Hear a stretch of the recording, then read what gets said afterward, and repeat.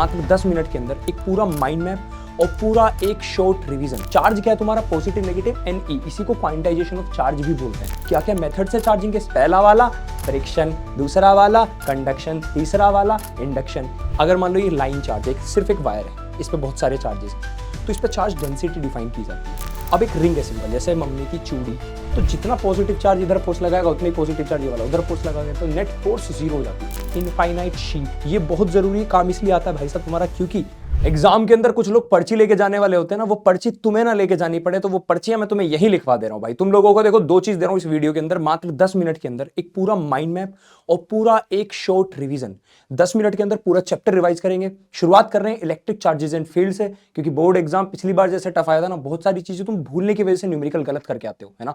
तो इस पेज पे पूरा देखो, एक तो तुम्हें माइंड मैप मिल गया, देख लो, ठीक है, टेंशन मतलब तुम्हें पीडीएफ भी मिल जाएगी। ये पूरा माइंड मैप, इस पे सारे फॉर्मूला, सारे टॉपिक कवर लिखे हुए हैं। और अब 10 मिनट के लिए जल्दी से करने वाले हम पूरा चैप्टर रिवाइज, ठीक है। जैसे इस चैप्टर के अंदर सबसे पहली चीज आती है चार्ज। चार्ज क्या है तुम्हारा? पॉजिटिव, नेगेटिव, एनई, इसी को क्वांटाइजेशन ऑफ चार्ज भी बोलते हैं, जो चार्ज की एक प्रॉपर्टी है ना। प्रॉपर्टीज कौन कौन सी स्पेशली याद रखनी तुम्हें? एडिटिव होता है चार्ज, कंजर्वेटिव होता है, क्वांटाइजेशन होता है, इनवेरिएंट होता है ना। जैसे कि तुम्हारा मास क्या वेरिएंट हो जाता है स्पीड के साथ, पर चार्ज इनवेरिएंट है, नहीं बदलेगा चार्ज। कोई बॉडी को कितनी तेज भगाओ, दौड़ाओ, कुदाओ, फेंक दो, कुछ भी कर दो, है ना, इनवेरिएंट रहेगा। अट्रैक्शन रिपल्शन होती है चार्जेस के बीच, ठीक है। इसके बाद क्या क्या मेथड से चार्जिंग के? पहला वाला फ्रिक्शन, दूसरा वाला कंडक्शन, तीसरा वाला इंडक्शन। इसके बाद आते हैं कूलम्ब्स लॉ पर। कूलम्ब्स लॉ तुम्हें 2 तरीके से याद रखना, देखो, एक तो सिंपल फॉर्मूला F = kq1q2/r², है ना।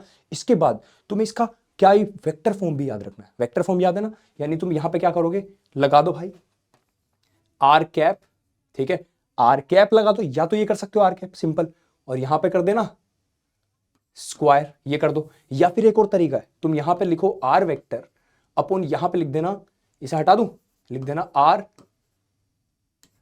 क्यूब, ये भी लिख सकते हो, है ना। चलो हटा दो। ये के क्या है? इस के को हम 1/4πε0 बोलते हैं। ये एप्सिलॉन नोट क्या? Permittivity of space, permittivity. लेकिन अगर चार्ज को पानी, तेल, घी में डुबा दोगे तो यहां पे आ जाता है एप्सिलॉन मीडियम। और एप्सिलॉन मीडियम क्या होता है? Epsilon naught into epsilon R, ठीक है। इस एप्सिलॉन आर को हमने डाइलेक्ट्रिक कांस्टेंट भी बोला है, अगले चैप्टर में तुम्हें याद होगा। एप्सिलॉन नोट की वैल्यू लिख लो, के की वैल्यू लिख लो। अब देखो, मान लो कई सारे चार्जेस हैं, super position principle of superposition वाला है, तो एफ नेट क्या होता है? F1 + F2 + F2, यानी सबका वेक्टर सम। बाद में रिजल्टेंट निकालने के लिए तुम्हें फॉर्मूला पता है, अंडर रूट लगा के सबको स्क्वायर कर दो, निकल गया फॉर्मूला। इसके बाद आता है इलेक्ट्रिक फील्ड, kq/r²। किसी भी पॉइंट चार्ज के लिए फॉर्मूला ये यूज करना है।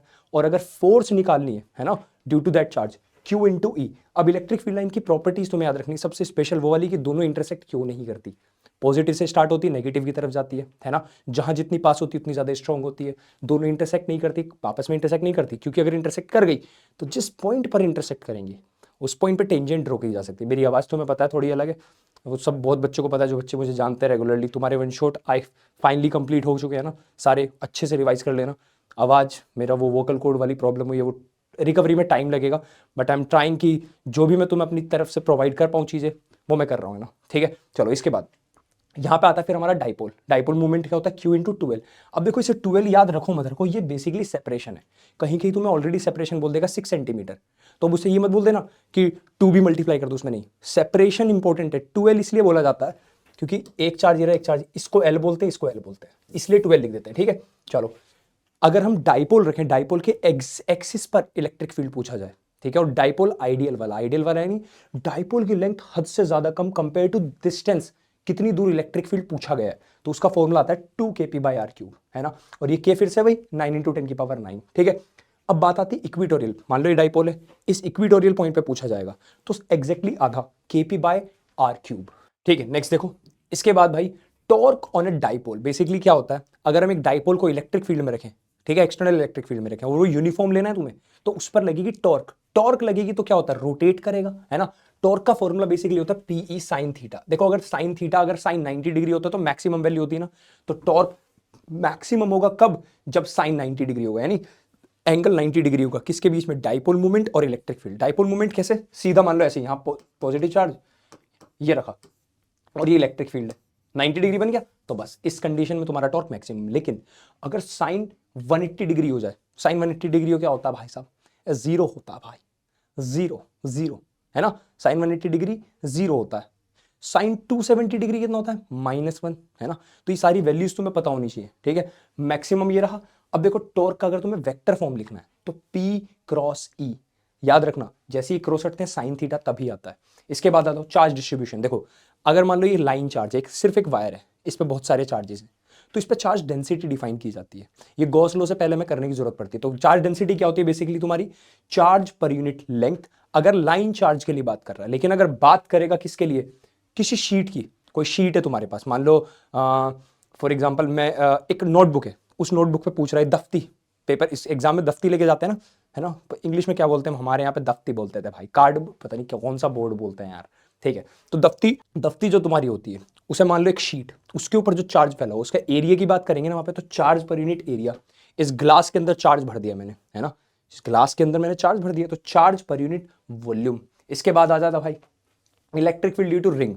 अब एक रिंग है सिंपल, जैसे मम्मी की चूड़ी, तुम्हारी अंगूठी, है ना, या फिर कड़ा पहना हो किसी ने, तो वो रिंग की तरह एक, उस रिंग पे चार्ज बैठे बहुत सारे। सेंटर पर इलेक्ट्रिक फील्ड पूछा जाए, सेंटर पर, तो जितना पॉजिटिव चार्ज इधर फोर्स लगाएगा उतनी पॉजिटिव चार्ज ये वाला उधर फोर्स लगाएगा, तो नेट फोर्स जीरो हो जाती है। तो बेसिकली सेंटर पर इलेक्ट्रिक फील्ड होता है जीरो। किसकी वजह से? रिंग की वजह से। लेकिन उसी रिंग की वजह से बाहर पूछा जाए कहीं, तो K Q by R square. R क्या है? कितना डिस्टेंस है सेंटर से। सेम पूछा जाए सरफेस पर, के क्यू बाय आर स्क्वायर। कौन सा आर? उसकी रेडियस जो है। ये याद रखना है, तीन चीजें ना। अब इसके बाद आता है इलेक्ट्रिक फ्लक्स। फ्लक्स बेसिकली क्या है? कोई electric field line, number of field lines कितनी कितनी सारी किसी जगह से पास कर रही है, तो इलेक्ट्रिक फ्लक्स का फॉर्मूला ई ए कॉस थीटा। ये थीटा क्या है? इलेक्ट्रिक फील्ड लाइंस और एरिया वेक्टर के बीच का एंगल। एरिया के, एरिया वेक्टर के बीच का एंगल। मैं तुमसे पूछूं इसका एरिया वेक्टर कहां है? इसका, तो ये सामने की तरफ परपेंडिकुलर टू द सरफेस। याद रखोगे? पानी में क्यों रेगुलर पी रहा हूं, बताया ना तुम्हें? हाँ बताया था मैंने, तुम भी पिया करो भाई, वरना शायद मेरे गले की जो हालत हुई है, रिकवरी होने में इतना टाइम लग गया भाई। ये तो अच्छा है कि तुम लोगों के वन शॉट मैंने पहले रिकॉर्ड कर दिए थे भाई, वरना बहुत दिक्कत हो जाती। एक दो रह गए थे तो तुम्हें पता है मैंने किस तरह से जुगाड़ करके करे हैं बस, है ना। तो आई होप जल्दी मेरा गला ठीक हो जाए, फिर तुम्हारे लिए और भी बहुत सारी ऐसी वीडियोज लेके आऊँ मैं, है ना। अभी तो तुम्हें मेरी आवाज़ बहुत कम सुनाई दे रही होगी ना, प्लीज़ वॉल्यूम बढ़ा लेना। मुझे तो डॉक्टर ने इतनी आवाज़ में बोलने के लिए मना किया, इतना रेगुलर नहीं बोल सकता, इसलिए मैं पानी लेके बैठा हूँ अपने साथ, ठीक है। इसके बाद आ जाओ गॉस थ्योरम। गॉस थ्योरम क्या? बेसिकली कोई भी चार्ज रखा है कहीं, उसे एक कंप्लीट सरफेस में बंद कर दो, है ना। बेसिकली तुमसे यहाँ चार्ज रखा और पूछा यहाँ पे बताओ इलेक्ट्रिक फील्ड, तो इसे एक सरफेस में बंद कर दो, ठीक है। तो जितना चार्ज अंदर है, एक तो इस चार्ज की बात करेगा, बेसिकली क्या बोलेगा? Surface integral. सरफेस मतलब ये तुम्हारा चार्ज है, यहां पूछा इलेक्ट्रिक फील्ड, तो यहां पे एक एलिमेंट ले लो डी, ठीक है।